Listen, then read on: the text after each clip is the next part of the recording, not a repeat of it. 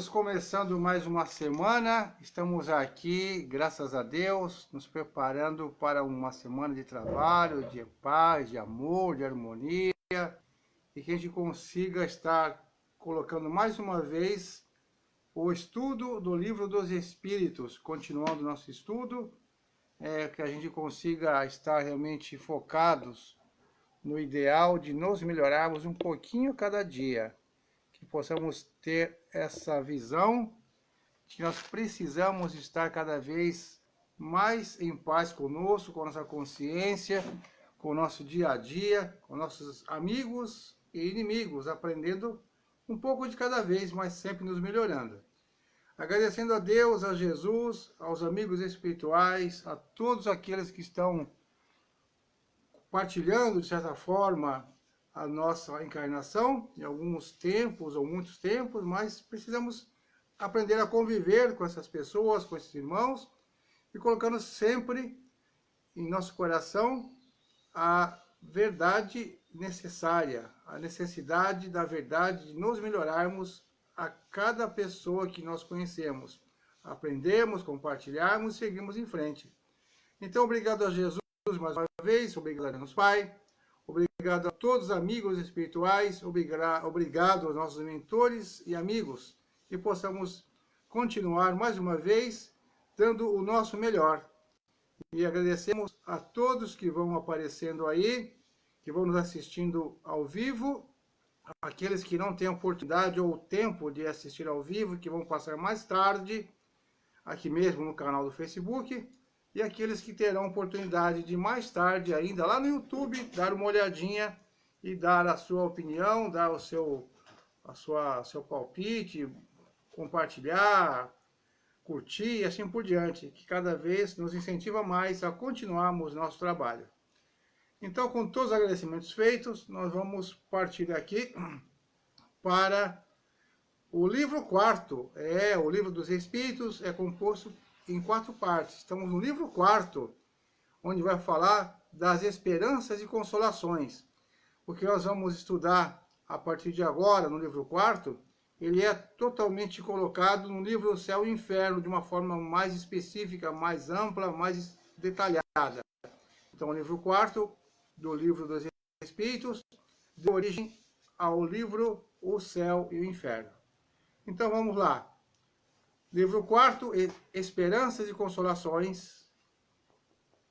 Capítulo 1, Penas e Gozos Terrenos. Felicidade e infelicidade relativas. Questão 920. O homem pode gozar na terra uma felicidade completa? Quem não gostaria, né? De ter uma felicidade completa na terra? A resposta é a seguinte, com letras bem garrafais: não, pois a vida lhe foi dada como prova ou expiação, mas dele depende abrandar os seus males e ser tão feliz quanto se pode ser na terra. Mais uma vez recordando, estamos aqui para passar por provas e expiações, mas isso não impede que nós possamos deixá-las mais brandas, mais suaves, e sermos o mais que nós possamos ser felizes aqui na Terra, tentar entender e realmente ser um pouco feliz aqui, para não ficar somente na prova e na expiação. Questão 921. O homem seja feliz na Terra quando a humanidade estiver transformada. Mas enquanto isso não se verifica, pode cada um gozar de uma felicidade relativa?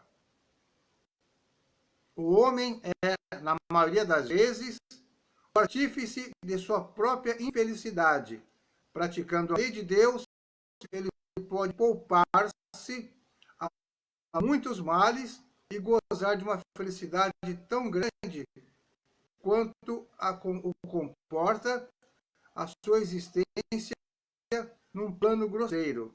Estamos num plano grosseiro, mas podemos ser relativamente felizes, desde que a gente consiga entender e colocar em prática na sua maior integridade a lei divina. Só para lembrar, aquela lei que Jesus ensinou, que resume todas as outras, lei de justiça, de amor e caridade. Estaremos já bem feliz se a compreendêssemos e a praticasse.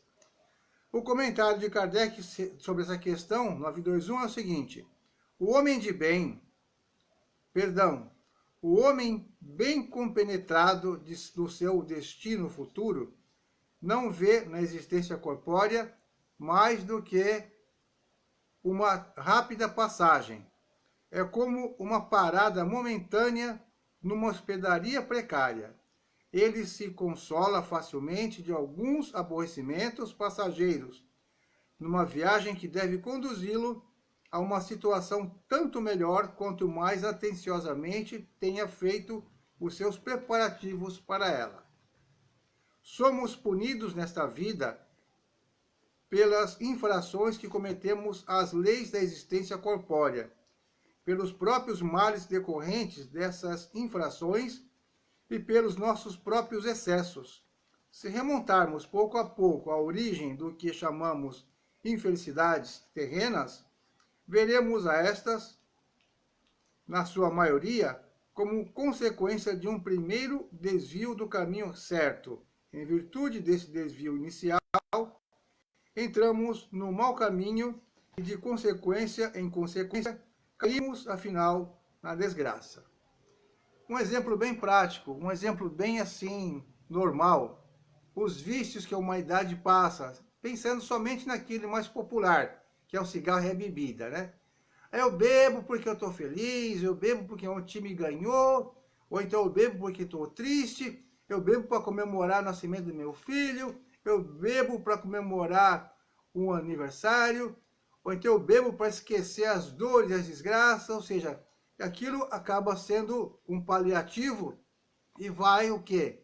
Tornando-se um hábito, um vício, e qualquer coisa a pessoa, quando menos esperar, já está dependente ali do álcool e acha que não é dependente, ainda fala, eu bebo socialmente, ou então aquela música famosa do passado, tem gente que não bebe e está morrendo, e a gente vai sempre colocando desculpas e vai se afundando cada vez mais no vício. E dessa escolha que não foi assim tão feliz, ou não foi tão controlada, porque pode ser um prazer até certo ponto, depois aí possa ser um desequilíbrio e um vício. Daí em diante começam a vir outros problemas, briga, confusão, acidente de trânsito, briga em família, briga na rua, pequenos furtos talvez para poder manter o vício, seja qual for, e assim a gente vai caindo de um mal em um mal maior, até mesmo uma desgraça maior. E a gente vai sendo o quê? Aquela pessoa que planejou a nossa queda. A gente foi fazendo, foi se afundando. Então aqui fala bem claro que a infelicidade, na maioria das vezes que o homem passa na Terra, é por sua própria incúria, por sua própria invigilância. Se tivesse procurado seguir as leis de Deus, mas as leis também do corpo humano, as leis da matéria, não cometendo excessos, não comendo demais, não bebendo demais, não se exercitando demais, não dormindo demais, procurando manter um equilíbrio, com certeza evitaria muitas doenças e muito sofrimento seria deixado de lado. Mas os excessos, os desequilíbrios geram as doenças do corpo e as consequências são realmente bem difíceis e bem dolorosas.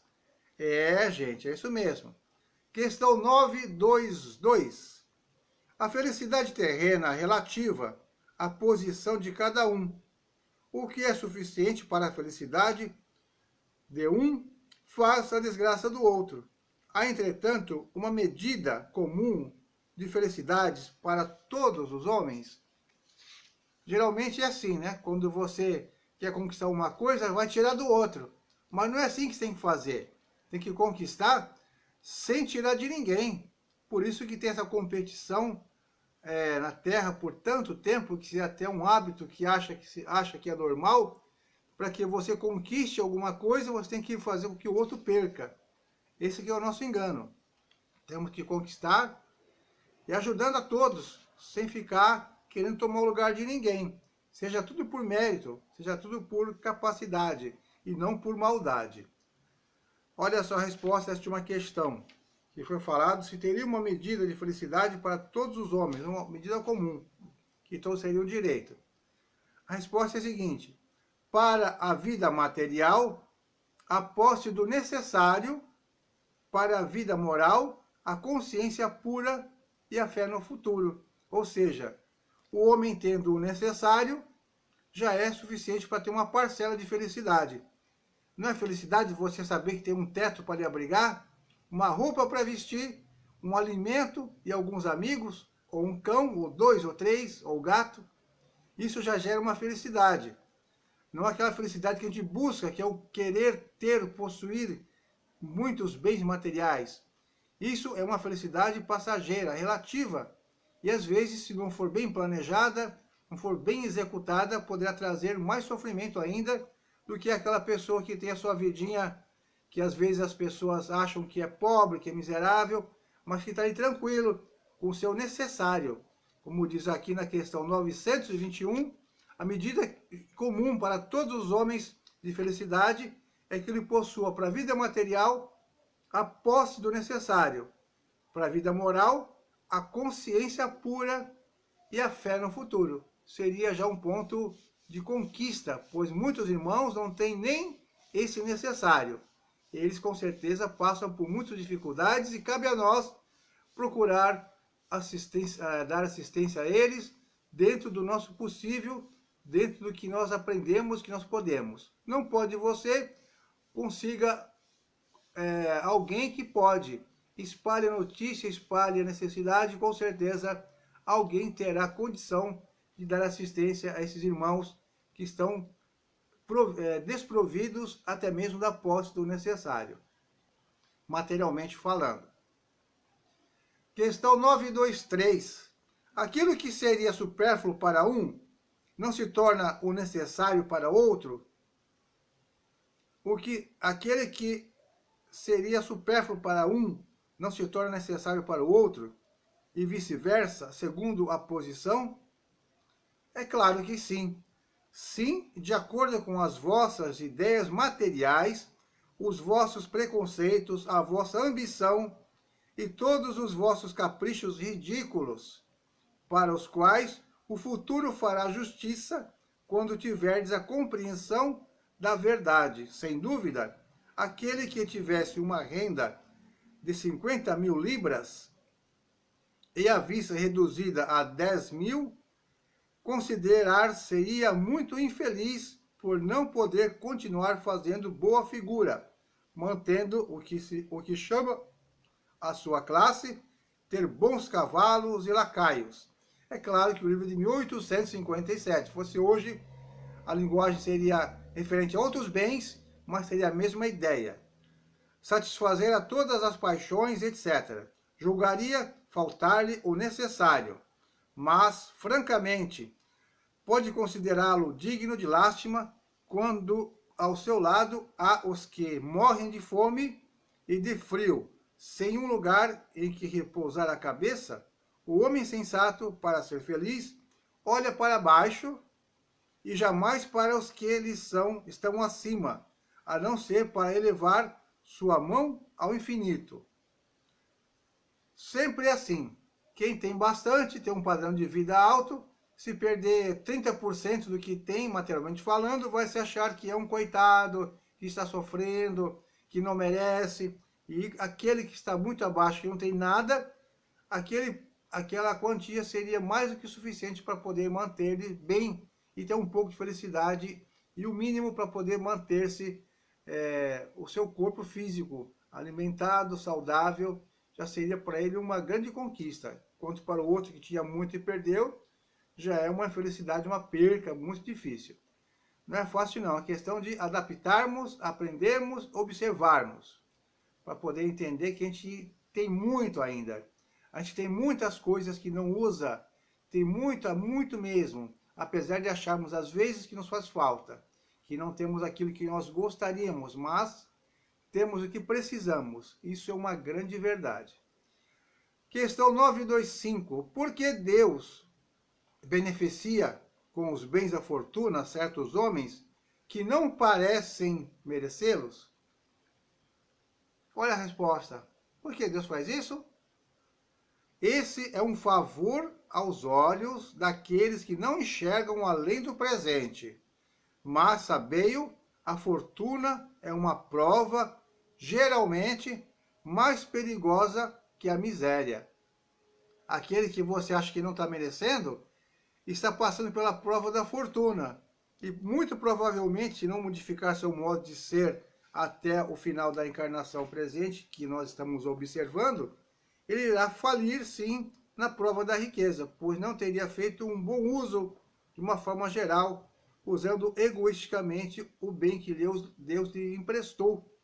Então, a gente enxerga, mas não consegue entender que aquilo é uma prova. Não que Deus deu para ele que não merecia, deu para ele fazer um bom uso, dando uma oportunidade para ele poder passar pela prova da riqueza. Questão 926. A civilização, criando novas necessidades, não é a fonte de novas aflições? Os males deste mundo estão na razão das necessidades artificiais que criais para vós mesmos. Aquele que sabe limitar os seus desejos e ver sem cobiça o que está fora de suas possibilidades, poupa-se a muitos aborrecimentos nesta vida. O mais rico é aquele que tem menos necessidades. Invejais os prazeres dos que vos parecem os felizes do mundo. Mas sabeis por acaso o que lhes está reservado? Se não gozam senão para si mesmos, são egoístas e terão de sofrer o reverso. Lamentai-vos antes de invejá-los.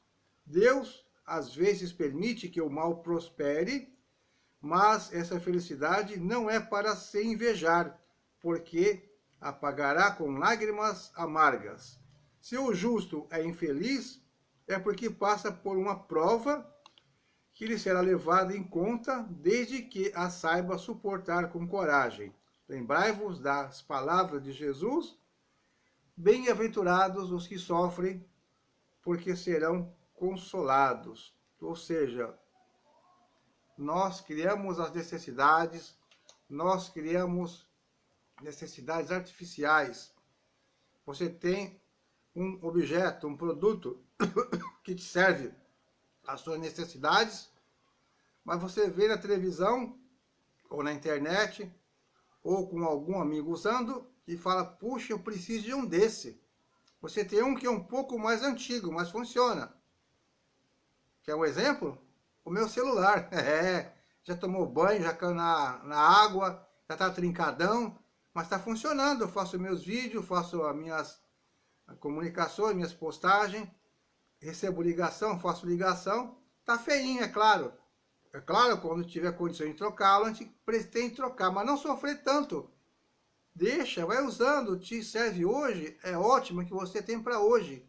Então a gente não deve ficar criando para nós necessidades supérfluas, que não tem necessidade.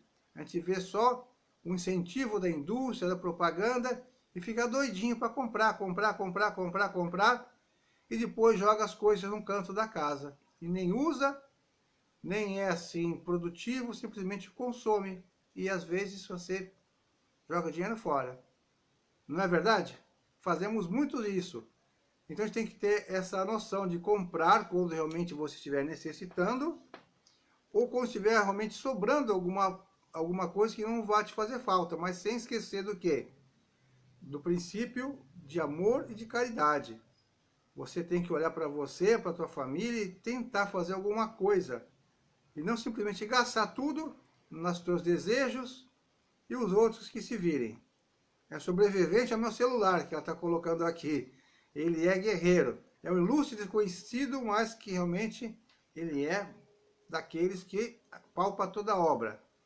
Mergulhou, caiu no chão, trincou-se todinho e está aqui funcionando. É um guerreiro, um sobrevivente. Ele merece o meu voto de confiança. Continuando aqui então, hoje vai ser um pouquinho maior, mas já está quase acabando. Então, as necessidades criadas pela civilização fazem com que a gente fique mais consumista e às vezes sofrendo por comprar coisas que não precisa, ou sonhando, desejando, ou até mesmo invejando.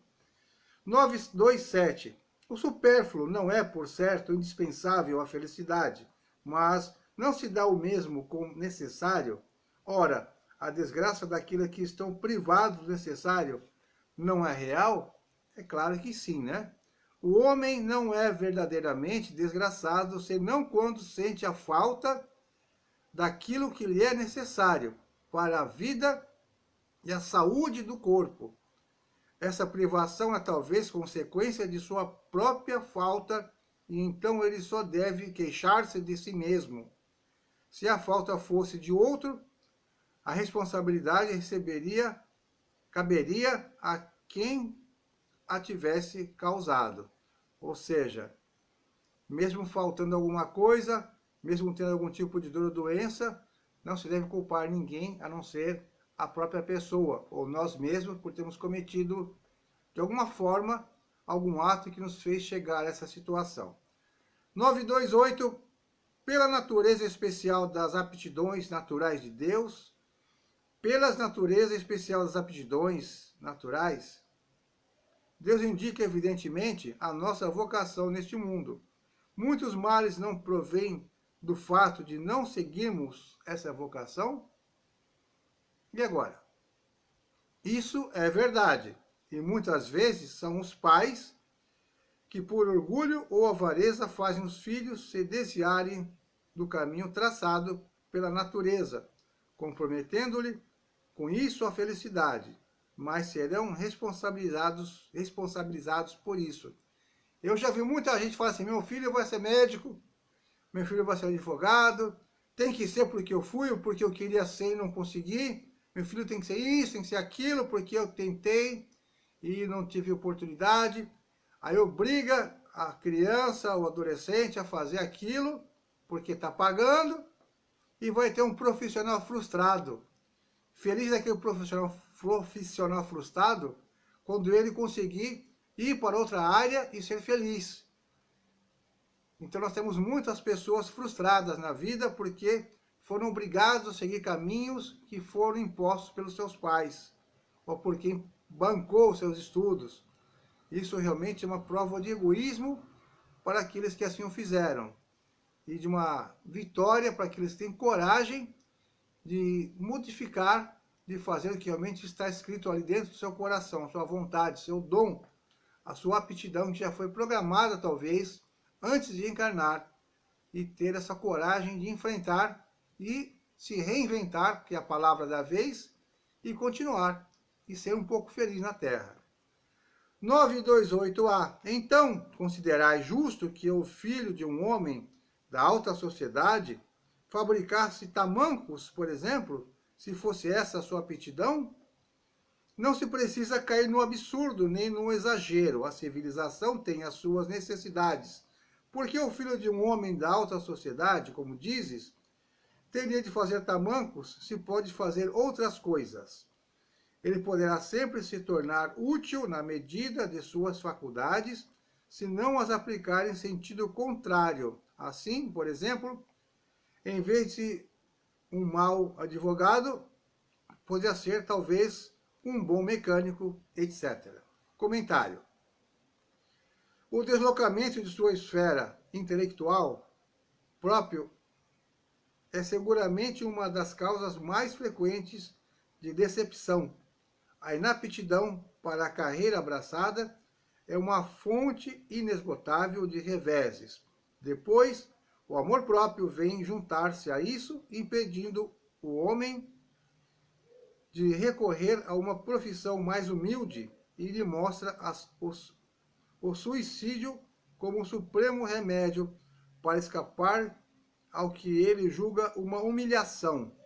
Se uma educação moral o tivesse preparado acima de todos os preconceitos do orgulho, jamais ele seria apanhado desprevenido.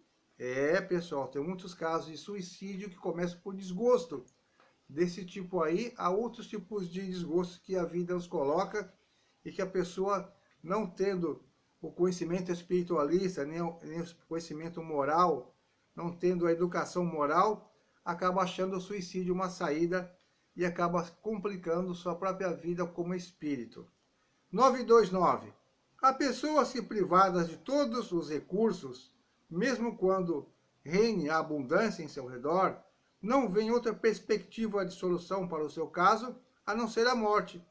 Que devem fazer? Deixar-se morrer de fome? O homem jamais deve ter a ideia de se deixar morrer de fome, pois sempre encontraria meios de se alimentar, se o orgulho não se lhe interpusesse entre a necessidade e o trabalho.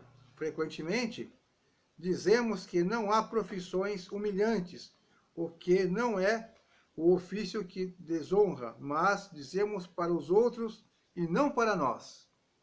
É verdade. Varrer rua. Vai varrer rua? Vai carpir um quintal? Quantas vezes nós já falamos isso para as pessoas que impediam alguma coisa para nós? A gente se vê fazendo isso? Carpindo o quintal e varrendo ruas, para não falar outras coisas de mais humilhantes, que a gente acha que é humilhante?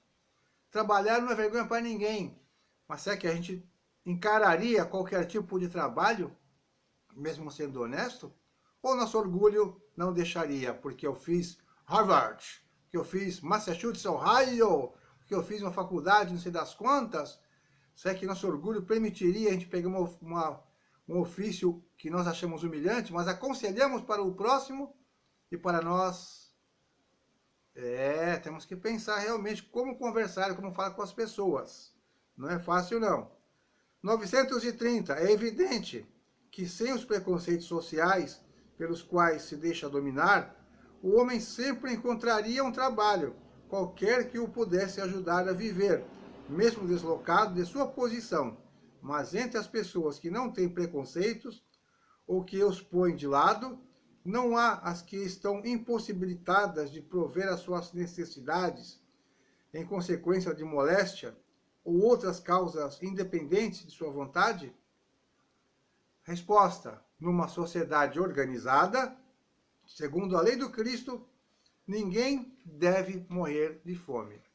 Numa sociedade organizada, segundo o Cristo, ninguém deve morrer de fome. Com uma organização social previdente e sábia, o homem não pode sofrer necessidades, a não ser por sua culpa, mas as próprias culpas do homem são frequentemente o resultado do meio em que ele vive.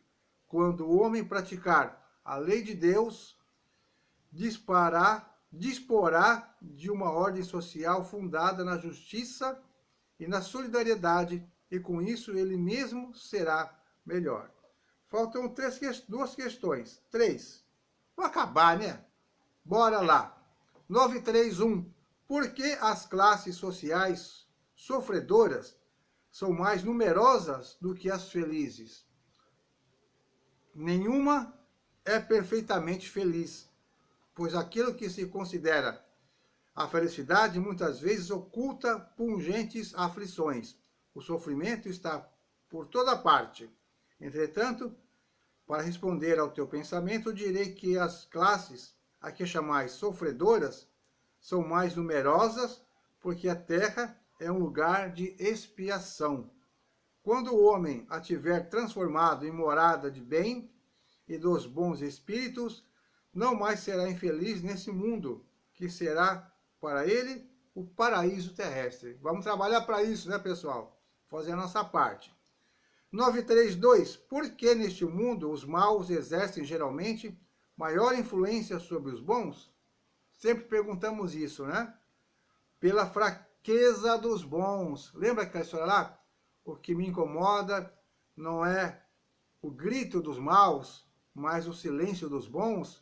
Foi um desses famosos aí que falaram que esses lutadores pela paz, pela harmonia, uma frase que foi colocada e muito famosa, que fala assim, que não incomoda o grito, o barulho dos maus, mas o silêncio dos bons. E essa questão aqui diz a mesma coisa, que os bons são dominados pelos maus pela fraqueza dos bons. Os maus são intrigantes e audaciosos, os bons são tímidos.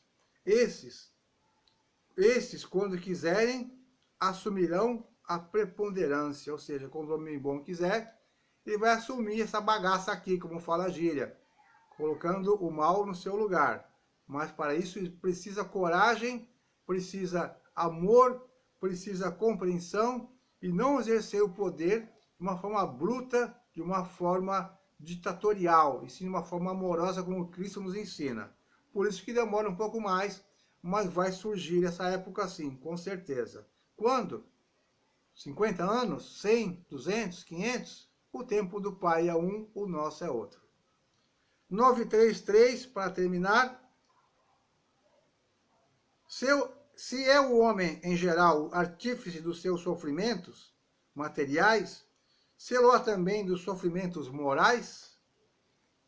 Resposta, mais ainda, pois os sofrimentos materiais são às vezes independentes da vontade, enquanto o orgulho ferido, a ambição frustrada, a ansiedade, da avareza, a inveja, o ciúme, todas as paixões, enfim, constituem torturas da alma. Inveja e ciúme, felizes os que não conhecem esses dois vermes vorazes, com a inveja e o ciúme não há calma, não há repouso possível para aquele que sofre desses males. Os objetos da sua cobiça, do seu ódio, do seu despeito, se erguem diante dele como fantasmas, que não o deixam em paz e o perseguem até no sono. O invejoso e o ciumento vivem num estado de febre contínua. É essa uma situação desejável? Não compreendeis que, com essas paixões, o homem cria para si mesmo suplícios voluntários e que a terra se transforma para ele num verdadeiro inferno? Atenção, pessoal, vamos olhar nossos sentimentos aí, vamos trabalhá-los para não sofrer cada vez mais. E fechando a questão 933, o comentário de Kardec que fala o seguinte: muitas expressões figuram simbolicamente os efeitos de algumas paixões. Disse: está inchado de orgulho, morrer de inveja, secar de ciúme, ou de despeito, perder o apetite por ciúmes, etc.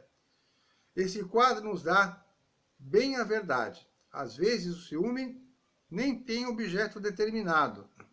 Há pessoas que se mostram naturalmente ciumentas de todos os que se elevam, de todos os que saem da vulgaridade, mesmo quando não tenham, no caso, nenhum interesse direto, mas unicamente por não poderem atingir o mesmo plano. Tudo aquilo que parece acima do horizonte comum os ofusca, e se formassem a maioria da sociedade, tudo desejariam rebaixar ao seu próprio nível. Temos, nesses casos, o ciúme aliado à mediocridade. O homem é infeliz, geralmente, pela importância que liga as coisas deste mundo. A vaidade, a ambição, a cupidez, fracassadas, o fazem infelizes. Se ele se elevar acima do círculo estreito da vida material, se elevar o seu pensamento ao infinito, que é o seu destino, as vicissitudes da humanidade lhe parecerão mesquinhas e pueris como as mágoas da criança que se aflige pela perda de um brinquedo que representava a sua felicidade suprema. Aquele que só encontra a felicidade na satisfação do orgulho e dos apetites grosseiros é infeliz quando não os pode satisfazer, enquanto o que não se interessa pelo supérfluo se sente feliz com aquilo que, para os outros, constituiria infortúnio. Referimos-nos aos homens civilizados, porque o selvagem, tendo necessidades mais limitadas, não tem os mesmos motivos de cobiça e de angústias. Sua maneira de ver as coisas é muito diferente. No estado de civilização, o homem pondera a sua infelicidade, o analisa e por isso é mais afetado por ela, mas podem também ponderar e analisar os seus meios de consolação. Esta consolação ele a encontra no sentimento cristão que lhe dá a esperança de um futuro melhor e no Espiritismo, que lhe dá a certeza do futuro.